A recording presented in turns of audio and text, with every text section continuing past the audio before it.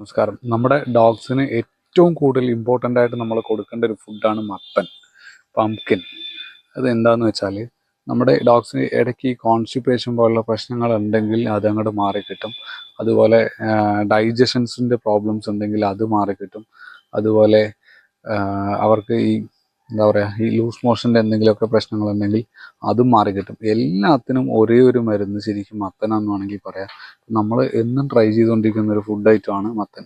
ഇപ്പോൾ ചിക്കൻ്റെ കൂടെ ആണെങ്കിലും കുറച്ച് മത്തൻ ഇടും. ഒരു മത്തൻ എന്ന് പറയുമ്പോൾ വലിയ പ്രൈസ് എന്ന് പറയുന്നില്ല. അപ്പോൾ നമ്മൾ പഴുത്ത മത്തൻ തന്നെ മേടിച്ചിട്ട് അതിൻ്റെ കുരുവും തൊലിയൊക്കെ കളഞ്ഞ് കറക്റ്റ് നമ്മൾ കുക്കിങ്ങിന് എങ്ങനെയാണോ നമുക്ക് കറി വെക്കാനായിട്ട് ഉപയോഗിക്കുന്നത് അവർക്കും അതുപോലെ തന്നെയാണ് നമ്മളിവിടെ ഉപയോഗിച്ച് വരുന്നത്. കാരണം നമ്മൾ മീനിൻ്റെ കൂടെ ഞാൻ അങ്ങനെ ഇടാറില്ല. ചിക്കൻ്റെ കൂടെയാണ് കൂടുതലും മത്തനിടുക. അല്ലെങ്കിൽ മത്തനും റൈസും മാത്രമായിട്ട് കൊടുക്കും. ഇപ്പോൾ നോൺ വെജ് ഫുള്ളായിട്ട് ഒഴിവാക്കും. കാരണം ഇവരൊക്കെ മത്തൻ കഴിക്കാറുണ്ട്. അതുകൊണ്ട് പിന്നെ ഞാൻ അതിൻ്റെ കൂടെ ചിക്കൻ ഇട്ടാലേ കഴിക്കുള്ളൂ എന്നുള്ളൊരു പ്രശ്നം ഇവർക്കില്ല. അതുകൊണ്ട് മത്തൻ മാത്രമാണെങ്കിലും കൊടുക്കും. ഇപ്പോൾ മത്തൻ നമുക്ക് എത്ര വേവിക്കുന്നോ അത്രയും തന്നെ ഞാൻ അവർക്ക് വേവിച്ച് തന്നെയാണ് കൊടുക്കാറ്. അല്ലാതെ ഹാഫ് ബോയിൽ അങ്ങനത്തെ പരിപാടിയൊന്നുമില്ല. അപ്പോൾ മത്തൻ്റെ ഗുണങ്ങളെന്ന് പറയുമ്പോൾ ചെറുതല്ല, വലിയ കാര്യങ്ങളാണ്. അപ്പോൾ നിങ്ങളും അതിനെക്കുറിച്ചൊന്ന് പഠിച്ച് മനസ്സിലാക്കി.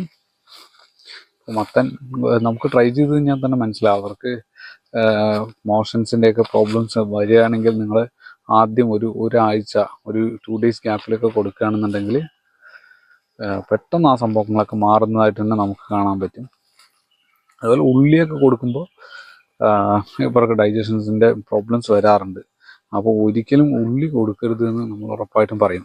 കാരണം ഉള്ളിയൊക്കെ കൊടുത്തതിൻ്റെ എക്സ്പീരിയൻസ് എനിക്ക് ഉണ്ടായിട്ടുണ്ട്.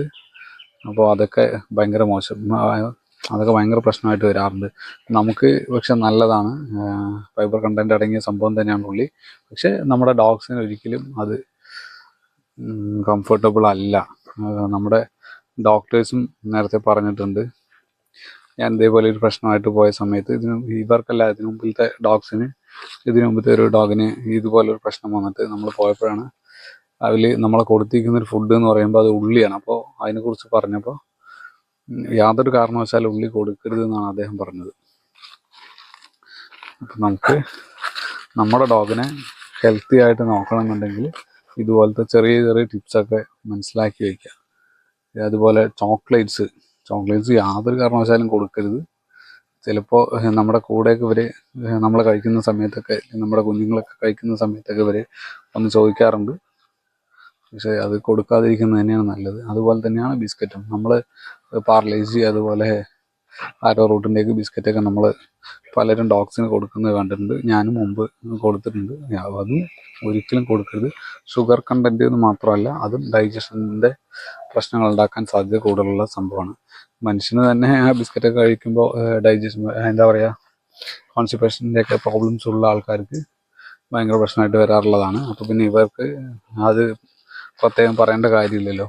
നമ്മളെപ്പോലെ സപ്പോർട്ട് ചെയ്യാൻ പോലും ഇത്രയും ഹെൽത്തി അല്ല അവരൊരിക്കലും. പ്രത്യേകിച്ച് നമ്മുടെ ഈ അതർ ബ്രീഡ്സൊക്കെ, ഫോറിൻ ബ്രീഡ്സൊക്കെ എന്ന് പറയുമ്പോൾ നമ്മുടെ നാടൻ പട്ടിയൊക്കെ ആണെങ്കിൽ ഒരു പരിധി വരെ ഇതൊന്നും പ്രശ്നമല്ല. പലരും ബിസ്ക്കറ്റ് മാത്രം കഴിച്ച് ജീവിക്കുന്ന ഒരുപാട് സ്ട്രീറ്റ് ഡോഗ്സ് നമ്മളവിടെ കണ്ടിട്ടുണ്ട്. Lucy calm, Lucy calm. Lucy border കടന്ന് പോകാൻ നിൽക്കുക, അതുകൊണ്ടാണ് ഞാൻ വിളിച്ചത്. ഇല്ലടാ, ഏതാണ്ട് ഹീറ്റ് ആവാനായിട്ടുണ്ട് തോന്നുന്നു കേട്ടോ. അപ്പം അതിൻ്റെ സർവ്വ ലക്ഷണങ്ങളും കണ്ടുവരുന്നുണ്ട്. ഇല്ലടാ ലൂണ, ഹീറ്റ് ആനാടാ. അപ്പോൾ ഈ ചെറിയൊരു വീഡിയോയിൽ ഇത്രയൊക്കെയാണ് നമ്മൾ പറയാൻ ഉദ്ദേശിച്ചത്. അപ്പോൾ ഇത്രയും നേരം കണ്ടവർക്ക് നന്ദി. വീഡിയോ ഇഷ്ടമായെങ്കിൽ ലൈക്ക് ചെയ്യുക, ഷെയർ ചെയ്യുക, സബ്സ്ക്രൈബ് ചെയ്യുക. Thank you.